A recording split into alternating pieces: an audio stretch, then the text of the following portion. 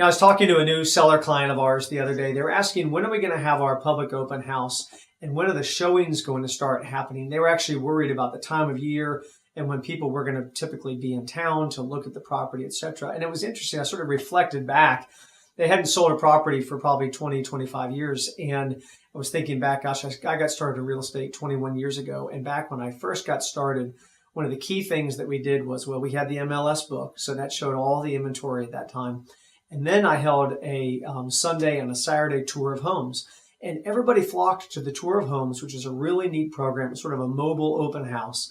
And it basically gave people the opportunity to see inventory that was listed for sale. They didn't really have any other access to it. In fact, that was sort of the process that consumers went through at that time. They basically said, I want to buy a piece of real estate.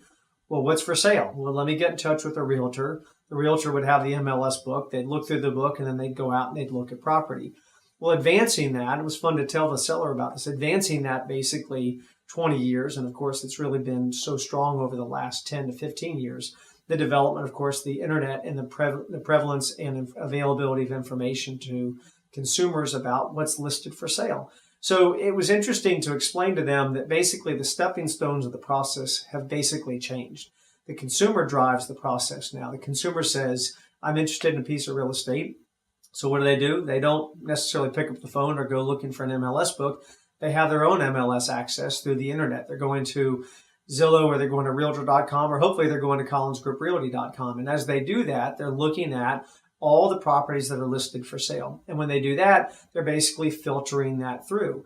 And at some point in that process, then they're engaging with the realtor at that point, usually for perspective, answering questions, getting insight, trying to just understand what pieces of property they should be looking at, but they really want to drive that process there. So I basically was telling the seller, I said, what you need to realize is that even if it's a quieter time, let's say in the low country or on the island when maybe not as many people are present, it doesn't necessarily mean there aren't showings. In fact, almost all first showings on every new listing is going to be on somebody's device, their iPad, their iPhone, their computer, etc. It was really insightful for that seller to understand and hear, oh, okay, I get it. That's why the photography is so important. It's why the description is so important. It's why we need to be thoughtful about when we launch that listing and make sure we have all of our ducks in a row because the consumer is going to see it first. That's who we're really speaking to when we put the listing live in the MLS. Of course, the other agents need to see it as well, but the consumers in many cases are seeing it first.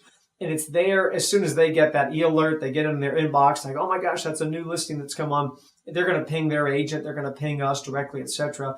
So the importance now is so much more, not as much about doing a tour of homes or an open house, is making sure that your open house is basically your website. CollinsGroupRealty.com, open 24/7, one of the most user-friendly websites around. We've got 40,000 plus users on it. And then it's backed by agents that specialize in working with buyers. It's backed by our client concierge. That whole process is what's become process. That's sort of how real estate is effectively searched and looked at now as opposed to 20 years ago.